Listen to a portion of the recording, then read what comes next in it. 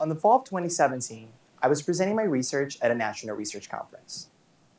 As is customary of such conferences, there were booths from universities from all over the nation which were there to recruit students for their graduate and undergraduate programs. At the time, I was a student at a community college, which meant that I was finishing my second year there and needed to find a four-year institution to transfer to and get my bachelor's degree from. So that was a great opportunity for me to go around and get to see the schools I would soon be applying to. I remember being very excited about applying to Columbia University, so that was the first booth I visited. I approached them and I said, "Hi, very nice to meet you. I'm Gabriel, and I'm very interested in transferring to Columbia. Could you tell me a little bit more about it?" And in those conferences, we usually wear lanyards just like this one, with our names and the university we conducted our research at. Except if you go to a community college, in which case it says your name, and under that, community college.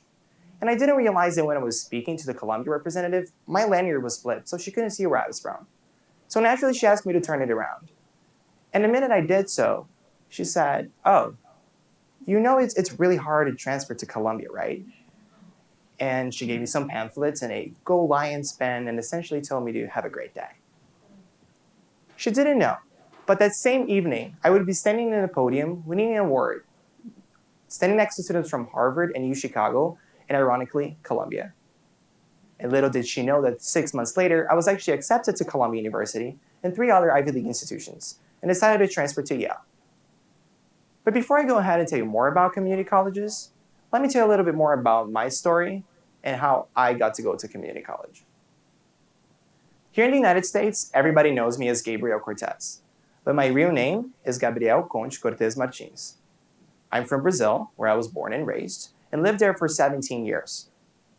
Because of my dad's job, we used to move a lot.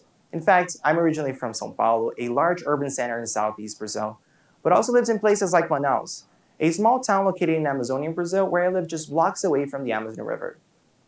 When I was 17, I remember going back home and my dad told us the great news. We were moving again, but this time we were moving to Miami. And oh boy, did I like to hear that. I mean, I may be a little biased, but I do think Miami is the greatest city in America. We have a year-long summer, the beach is right there, and the official language spoken there is Spanglish, which I myself have always found fascinating. And going there sounded like a great idea, and Miami was a place that I got to call home very soon.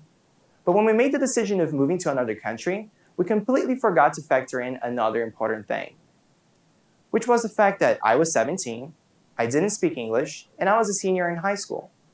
And that meant that coming to the United States, not only would I have to adapt to a completely new culture and learn a new language, but I would also only have 6 months to adapt to a completely new educational system and a college application process that I had never heard of. When I moved to Miami, I went to an overpopulated public high school. And just like most overpopulated public high schools in America, I didn't know what college counseling was until I went to college. In fact, my college counseling consisted of me and my friends sitting in my room, submitting our applications to universities the day of the deadline. I didn't know people visited schools and searched for like a good fit or a dream school, if you will. So I just applied to the school that I had kind of heard of. I applied to the University of Florida and the University of Miami. I thought they were great places and perhaps I could get into them and be happy there. And 2 months later, I got 2 rejection letters.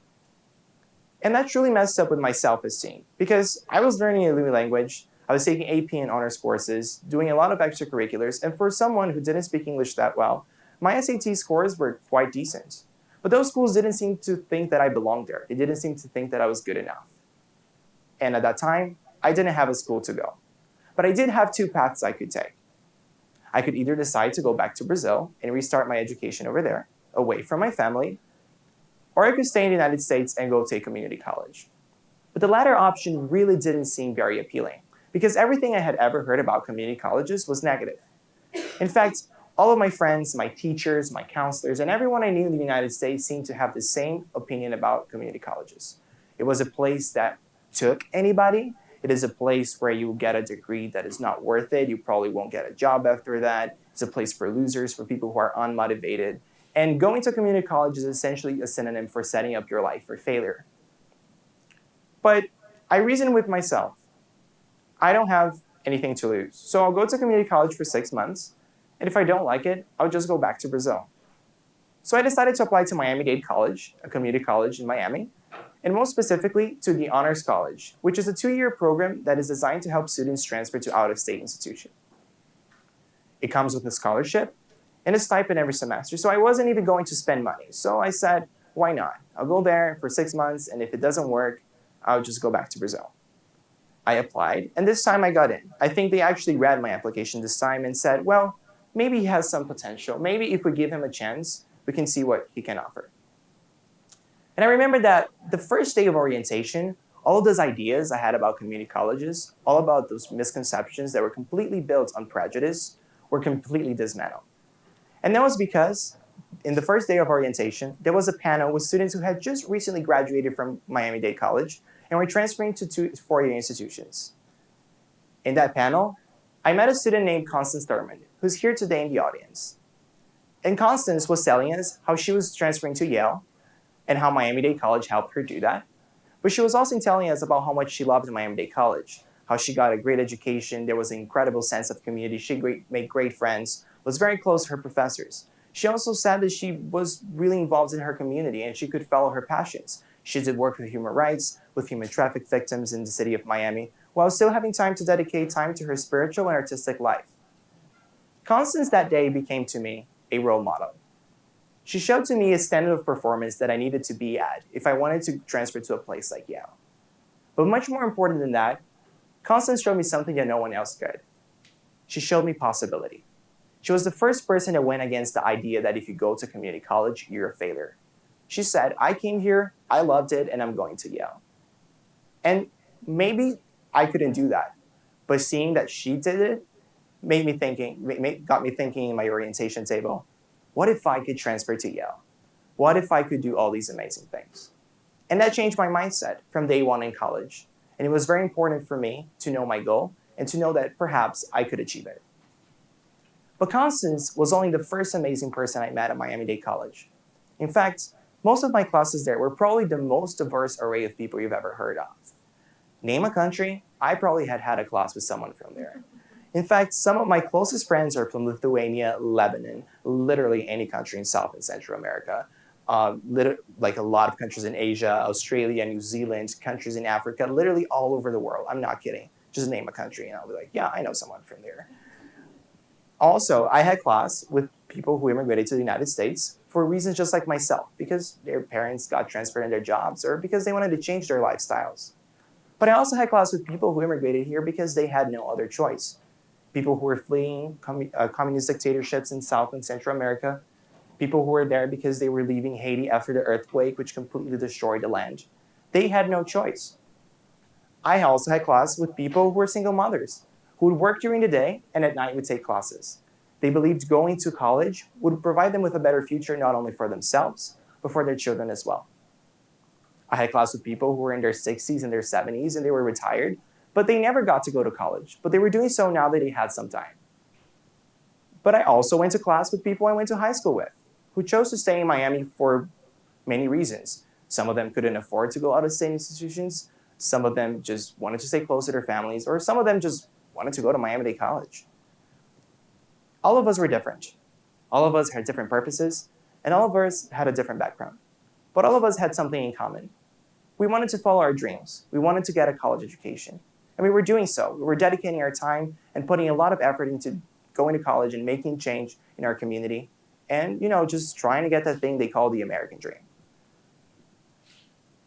And needless to say, my experience at Miami-Dade College had nothing to do with the ideas that I or the Columbia representative have about community colleges. In fact, going to Miami-Dade College showed me a very important aspect of institutions that will take anybody. Anyone has a talent, but if you've never had a stage to perform, no one will know that you have that talent.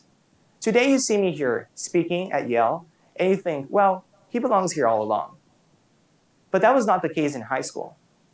Not because I didn't have the skills I have today, not because I didn't have the talents I have today, and not because I didn't have the will to come here, but simply because I had too little time to even show all of those qualities about myself. Miami-Dade College was the stage I was able to perform. They gave me a chance to say, hey, I am more than just like a regular student or somebody who doesn't care about life. I just really want to get an education, and those are my skills, these are my talents, and this is who I am. And up until now, all I could tell you about community colleges come from anecdotes and personal stories. But just recently, a study published by Jack and Cook Foundation that was featured in Forbes magazine has shown that community college students actually do better. We have higher retention rates, great GPAs, great involvement on campus, and most of us tend to go to graduate and professional schools. And that is when compared not only to students who transfer from four-year institutions, but also students who went to college straight from high school. Yet, the question remains. In selective institutions, out of the transfer pool, community college students represent less than 7% of the students that transfer to that institution. And why is that? Is it because the people sitting in the admissions committee simply doesn't like people in community colleges? Or is it because people at community colleges are not applying to selective schools? Are they not applying because they don't have the resources, because they don't think they can get in? Or is it because the idea never crossed their minds? Unfortunately, I don't have an answer to any of those questions because anything I would say about it would be solely based on my opinion. But also because I didn't come here today to beg schools to change the way they do transfer admissions, because that is happening without any question.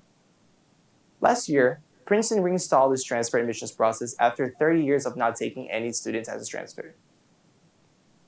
They said on their website that they were looking specifically for community college students. And the result? Out of the 13 students that transferred to Princeton last year, over 50% came from community colleges. So I do hope that other institutions like Yale and Harvard and selective institutions across the nation will start to get on that trend and that this will become the norm. But again, I didn't come here to address these questions. But I came here for two reasons. The first one is that I'm addressing a crowd of Yale students, many of which will be soon going to the workforce, and many of which will hold some sort of leadership position. You'll be responsible for giving people jobs, for hiring people, giving them raises, essentially giving people opportunity. And who knows, maybe you'll sit in that admissions committee and decide who gets to go to college and who doesn't. And I want you to understand a very important thing. If you go to Yale, you're probably amazing and super talented and amazing. But just because you don't go to Yale, it doesn't mean that that's not true. But it might mean that you never had a chance to show that. It might mean that you never had a stage to perform. But as leaders, you can give them that chance. You can be to them what Miami-Dade College was to me, and you can help these people achieve their dreams. But most importantly, I'm here for a second reason. I'm here for the student who, just like myself, a year ago, was on Google asking, where do I go from a community college? Can I transfer to a place like Yale?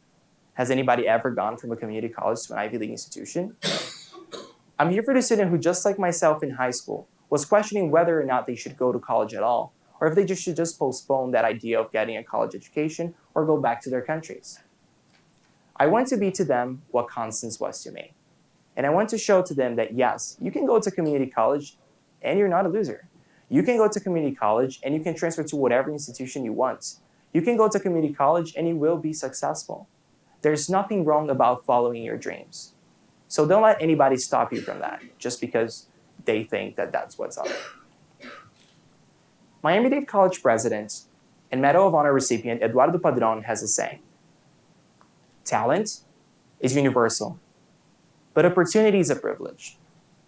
And about a year from today, I'll be walking up a stage and getting my degree from Yale University. And to say that I, a Latino immigrant who came to this country 4 years ago without speaking English, will be an Ivy League graduate, is beyond an honor, beyond a pride, but it's a dream. But it's a dream that was only possible, a dream that was only within my reach, and above all, a dream that I was only able to dream because of a community college in South Florida. Thank you for coming to my TEDx.